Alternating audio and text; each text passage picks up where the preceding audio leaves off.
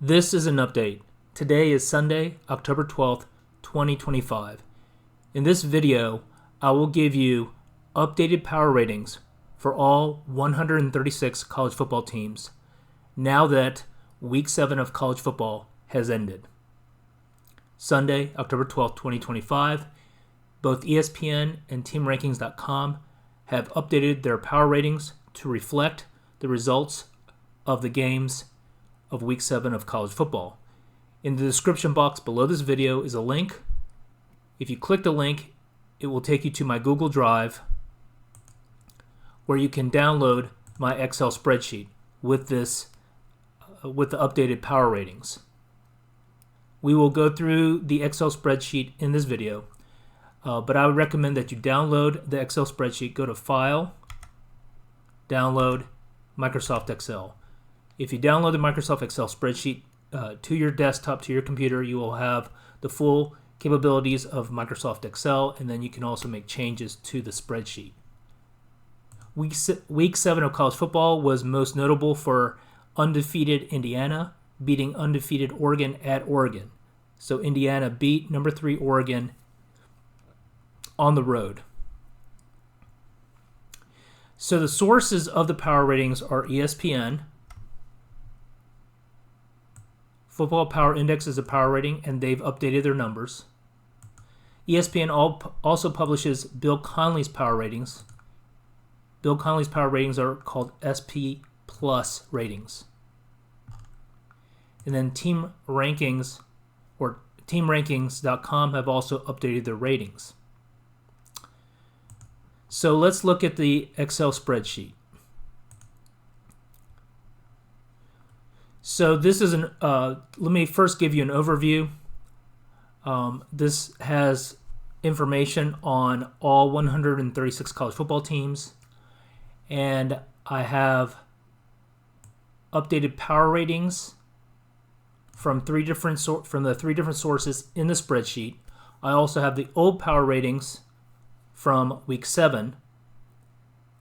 And then I also provide a calculation for the changes in the power ratings. So this is useful going forward because once you see the direction of change of the power ratings, this provides information to make better decisions going into Week 8. I also provide updated information on against the spread and over and under information. And we'll go through each column one at a time. So let's zoom in.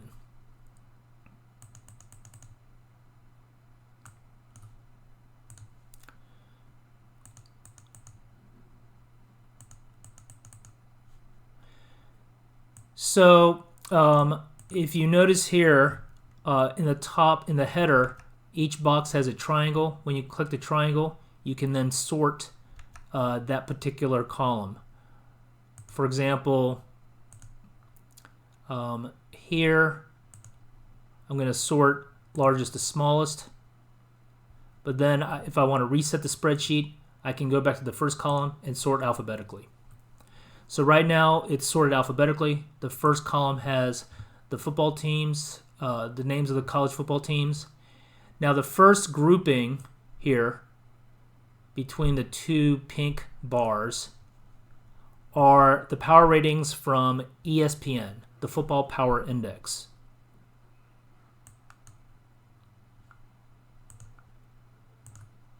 Football Power Index. And I extracted the numbers from this column here. So this was the old one, old power right here. In this column, this is the old power rating as of Saturday, October 11th, yesterday. And then here I have the new power ratings, which was updated overnight. And these are the new numbers as of Sunday, October 12th, 2025. And the numbers have changed. And so then in this column here, what I did was I subtracted the two power ratings to see which teams have gone up and which teams have gone down. Why does this matter? Because the power ratings are used to calculate point spreads. And by seeing the movement of the power ratings, we're able to see the changes in the relative strengths of the different college football teams with respect to each other. So let's use this triangle here and sort. So going to this triangle here, I want to sort largest to smallest, and I write green is good. These are the teams, I highlight the teams where the change is 3 points or higher. So based on this, Colorado State moved the most up. They went up 5 points. Then you have Kennesaw State, Washington State, UTSA, Marshall, San Diego State, Kent State, UCLA. UCLA has actually been doing good the last 2 games. Wake Forest and South Florida. So this may indicate that it's kind of like a stock that these teams are improving. So let's now at the bottom, the red teams are the teams that are going down, like Wisconsin, Ball State, Michigan State, Louisiana Tech, Fresno State, Nevada, Rice, and Old Dominion. So whatever injuries, etc., these teams are moving downward, have in a downward trajectory. So I highlight 3 or higher. All the other ones are within 3 points, within a field goal of last week's ratings. So let's go back and sort it alphabetically.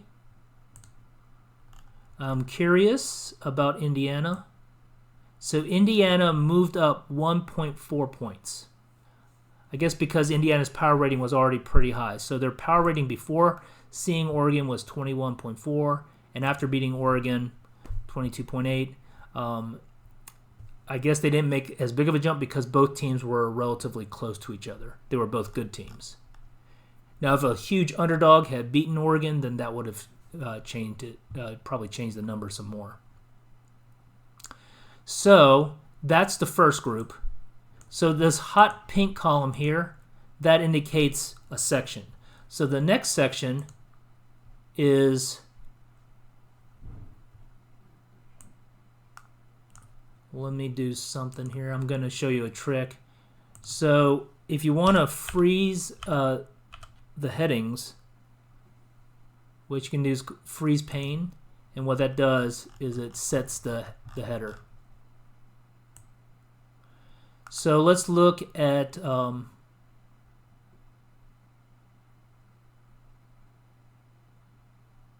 next group here, and these are Bill Connelly's numbers. So Bill Connelly,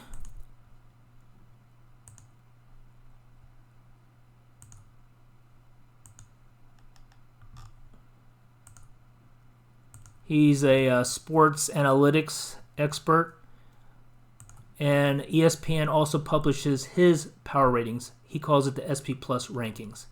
And as you can see here, it's October 12th at 10:30 a.m. Eastern Time. He updated the numbers. So he routinely updates it Sunday morning. And these are new numbers. So putting these numbers into the spreadsheet here, these are the new numbers. New updated 10-12. He also breaks down the numbers, the power rating, into offense, defense, and special teams. So I include that here. These 3 numbers go into this number.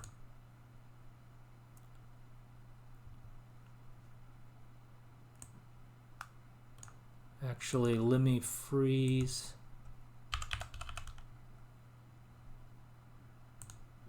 Let's freeze again. Freeze. You can. I just type in freeze. You can unfreeze and then freeze. So what that does is it sets the table. All right. So we have Bill Connelly's numbers. We have the teams here. Alrighty. So let's look at Bill Connelly's numbers.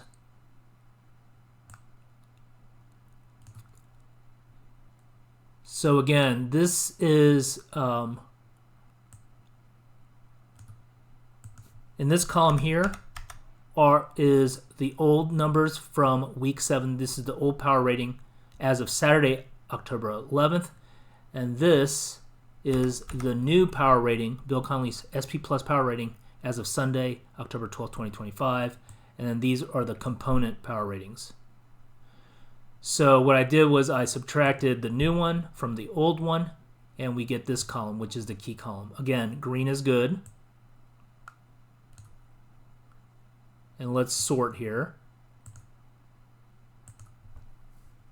And Bill Connelly, here we go. We have Colorado State making the biggest jump, 5 points up in the power ratings. UTSA, 4.2. Here, let's sort. Yes, Colorado State, 5 points. So I only highlight 3 and higher. So Colorado State made the largest jump, 5 points. Kennesaw State, Washington State, UTSA, Marshall, San Diego State, UCLA, Kent State, Wake Forest, South Florida. And then at the bottom, you have Wisconsin, Ball State, Michigan State, Louisiana Tech, Fresno State, Nevada, Rice, Old Dominion. Let's reset this. That resets the column there. So now moving to the right, I'm going to show you the third group, and this is from TeamRankings. So let's look at their website. So TeamRankings, they started this 25 years ago, founded by Stanford grads, and they also have what they call the predictive ratings, which is a power rating. Again, you can use it to calculate point spreads, and I took the numbers from this column here. I also want to show you this. It has a date, so it's October 12th. So look at Ohio State's 31.9 on October 12th. But yesterday, it was 31. 31.9. Indiana was 29. Is 29 today. Yesterday, Indiana was 28. So the beauty of the TeamRankings.com website is you can actually search past power ratings easily. Okay, so now let's look at the spreadsheet. That's TeamRankings. Like before, I have last week's, week 7, the new ones, and then the change. So let's sort largest to smallest. And what do we see here? Colorado State. Sorry, let me... Okay, so this is TeamRankings. Sort largest to smallest. We see that Colorado State moved up 5.4 points. Then you have Kennesaw State, UTSA, Washington State, Marshall, UCLA, San Diego State, Kent State, Utah, Wake Forest, South Florida, and Iowa. And then at the bottom, we have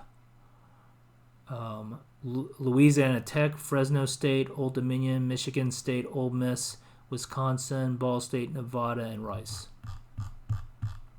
So if we analogized college football teams or their ratings like a stock price, we're trying to figure out stock up or stock down. Now that 7 weeks have been completed, we're getting a little bit better picture of the different teams. And that's kind of the mystery and the puzzle of college football every year, is trying to figure out how good are these teams.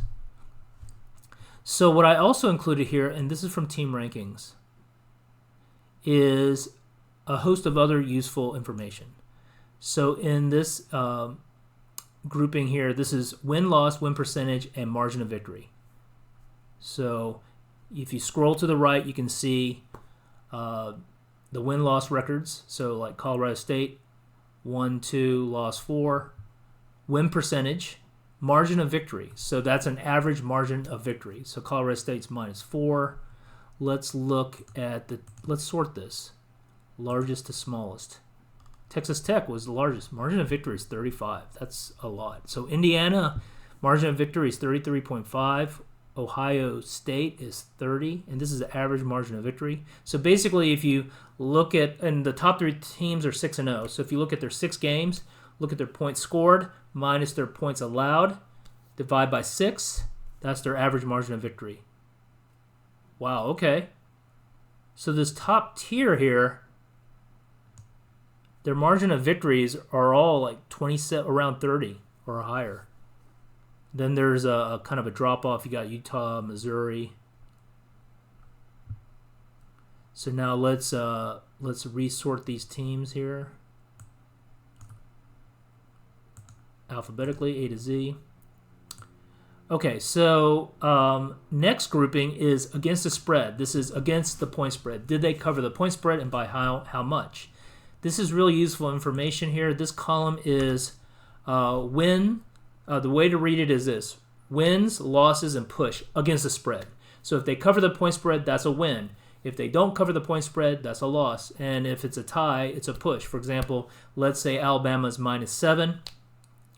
If they win by 14, they cover the point spread. If they win by 3 or they lose, that's considered an against the spread loss. And if they win by exactly 7, that's a push. This next column here gives you the percentage of times, the percentage of games that team has covered the point spread. So let's look at this. Largest to smallest. Okay, wow, there's 3 teams that have covered the point spread 100% of the time. You have Memphis, Ohio State, and Texas Tech. But actually, Ohio State had a push. But Memphis and Texas State have covered the point spread 6 out of... So if you bet Memphis and Texas Tech against the spread, you would have won every single one of those bets. So let's look at the bottom here. Okay, Penn State has covered 0% of the time, 0 and 6. Okay.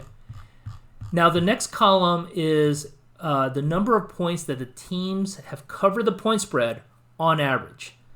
Okay, so this is on a let's sort here. So this is sorting largest to smallest. We see that San Diego State, on average, they cover the point spread by 15.8.